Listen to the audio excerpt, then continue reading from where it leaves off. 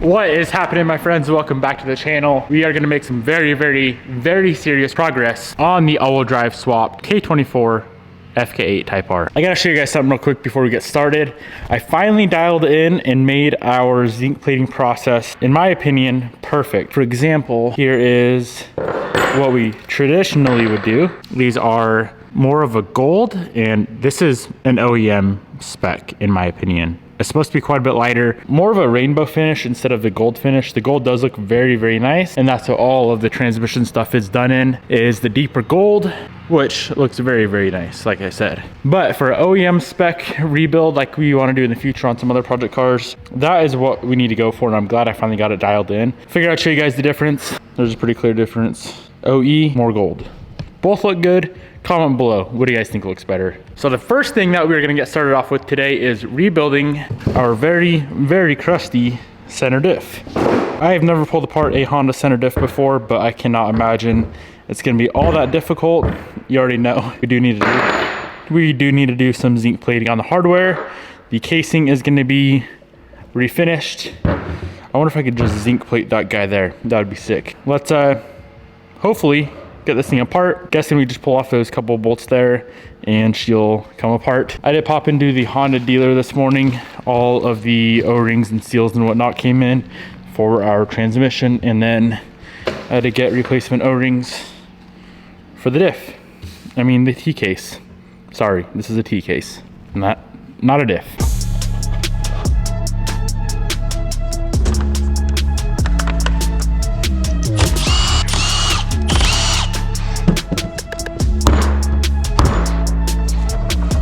I did not expect these things to be so simple. That is crazy. Ain't nothing to it. I do want to get this thing coated as well. So I'm gonna try to figure out how to get this apart. I'm assuming we just pull this nut off, press that shaft out, and it'll be just the housing with the bearings installed. But first, let's get this guy apart.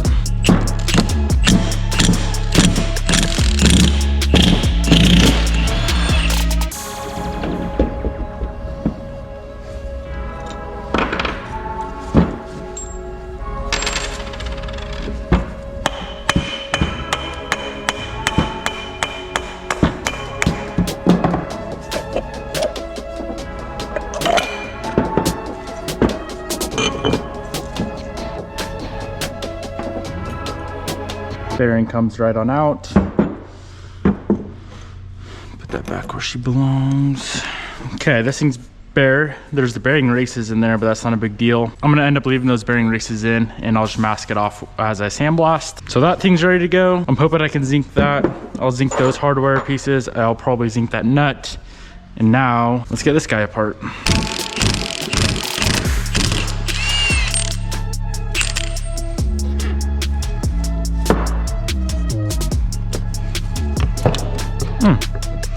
Nothing on this guy is pressed together at all.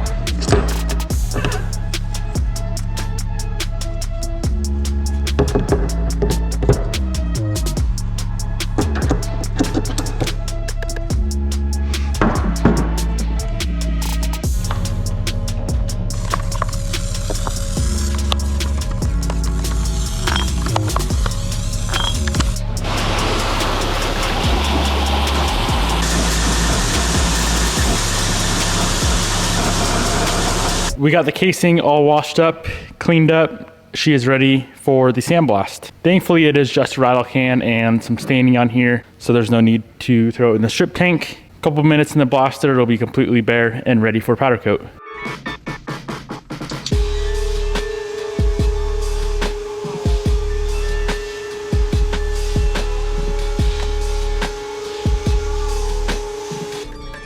So I did not do it right at all. Hey guys. Remy here, stealing Devin shit. Like normal. All right, she's all sandblasted and ready for the powder.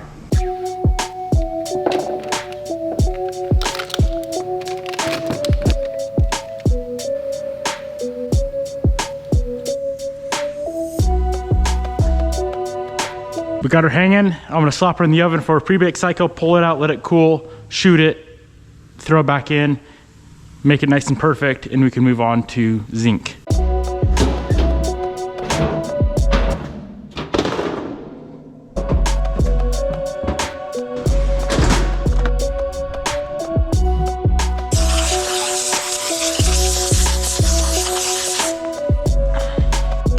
We are spraying powder from the best powder coat supplier in the world, Prismatic Powders, and the color is satin silver. If I'm not mistaken, this is a polyester color or a polyester powder, so if it's going to be exposed to a bunch of sunlight, you do want to put a clear coat over it. I do think the clear coat is going to change the color a little bit, but of course it's a tea case. Ain't no sun on a tea case. We'll be all right. Satin silver goes 400 degrees for 10 minutes. Please stay, don't fall. Tea case is out of the oven. This is how it looks. Such a nice color, satin silver from Prismatic. I will link it down below. I'm going to attempt to zinc this giant part. I'm not sure if our system has the amperage it needs, but let's give it a shot.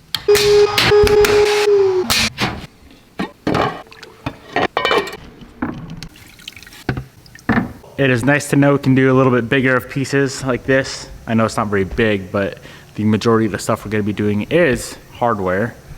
But to do little stuff like this, or bigger stuff like this, is super freaking cool. Let's go ahead and finish up all of the other pieces for this tea case, and we can reassemble.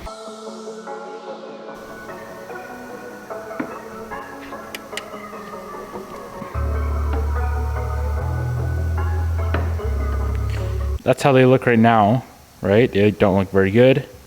Now check this out. As time goes on, it's gonna turn from that into that. Here's all the parts for the tea case, the housing, the shafts with gears, the zinc plated parts, and the new seals and O-rings. Let's slap her back together and see how she looks.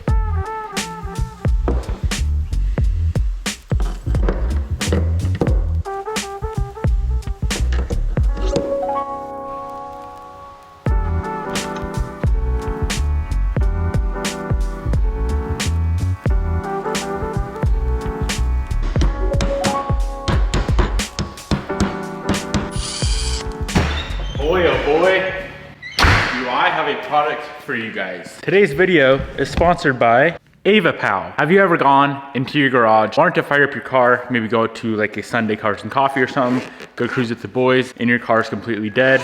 You hook up your traditional jump pack and your battery is so dead that it will not start. Well, my friends, I have a product for you guys. This is the newest, if I'm not mistaken, jump pack from AWD. And as you can see, compared to the other AWD jump packs that I've showed you guys in the past, which also work very, very good, this thing is about twice the size. This is a 12 volt, 6,000 amp jump pack. Not only is it a jump pack for your car, it also doubles as a mobile power bank. You can charge up your phone, you can charge up your cameras, you can charge up a bunch of random stuff off of this jump pack. And it also does have an LED flashlight on it. All right. Let's put this thing to use. My Evo 10 over here has been sitting for quite a while. That battery is 100% dead. Now this thing is 3 bars out of 4, so about 75% full. That guy's on, connect that there. In order for the force start to work, I'm gonna press and hold the red button on the side for 3 seconds. That light will go green, and now we're ready to try and fire it up.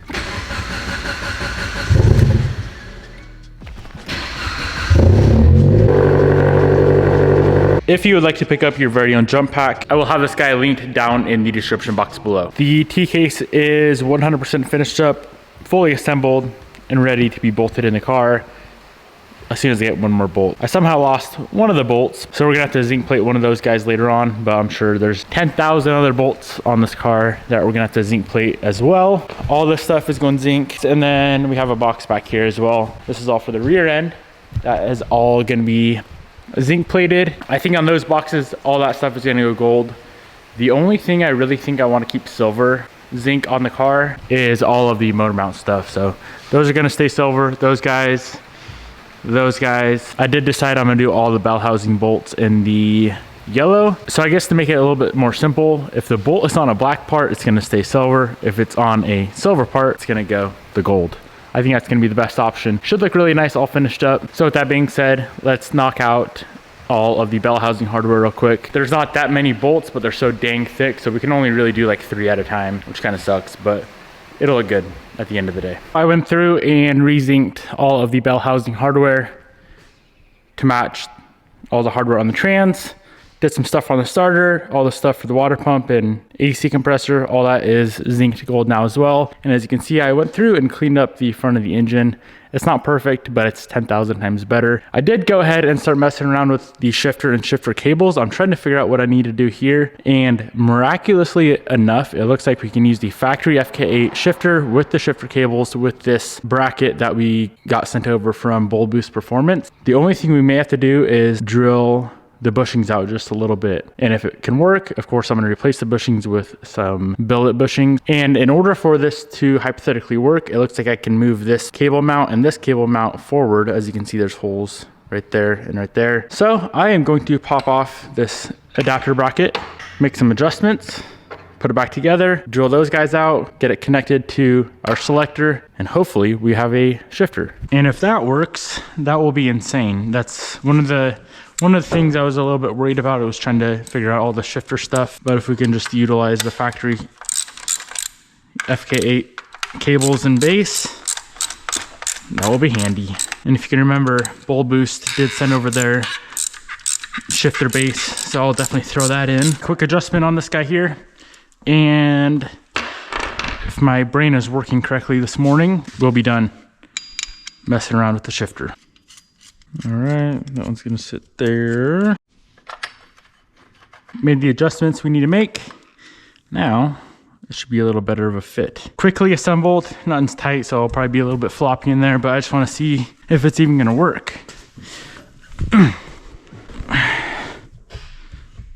right, first, second, third, fourth, fifth, reverse. Well, I'm guessing something popped off because now we ain't got nothing. But it looks like that is the ticket. Yeah, our cable just popped off. So now I'm just gonna order billet bushings for the FK8 cables, drill them out just a tiny bit, it looks like, or maybe they'll fit, I'm not sure. But our shifter assembly is done. Easy as that. Like I always say, it's like, it feels like this car was meant to be swapped. 2021 with a 20-year-old transmission, and it's all the same. It'll make sense. Well, that was a little bit unexpected to work on shifter stuff today. I am glad I got that figured out. Anyways, let's move on to what I actually wanted to work on next, which is getting the Viscous all completed. As you can see, I'm kind of trying to move from the front to the back. We're still waiting on the front axles, so I can't completely finish up the front, but we can work on the Viscous. She's very crusty and rusty and needs to be rebuilt. Also, I don't like the red mounts. I'm gonna change those. All right, I've never worked on a Viscous before, so hopefully we can figure out how this works. Before I tear it into this thing, I'm gonna go ahead and mark it, just because, you know, I want it to go back together properly. Okay, should be good there. I have no idea what I'm doing. I can't really find a write-up online. Of course, we got this big pinion nut back here. So I'm gonna start off with taking that off. There's 4 bolts here. Other than that, I don't know.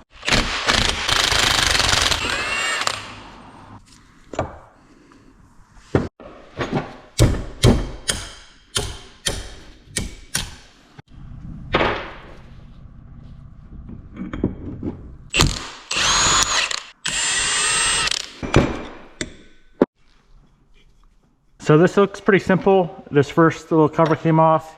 The second one comes off. And now it looks like there's a third bigger one that comes off. And of course this thing is very rusty, so it is taking a minute. I can see a little circlip under there. All right, that guy's off.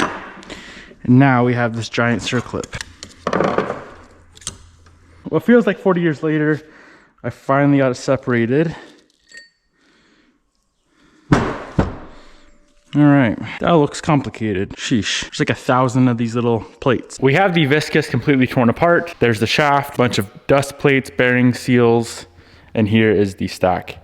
We need to get all of this fluid off, and apparently the best way to do it is with this product that I got from, I think, Ace Hardware. VM+P naphtha.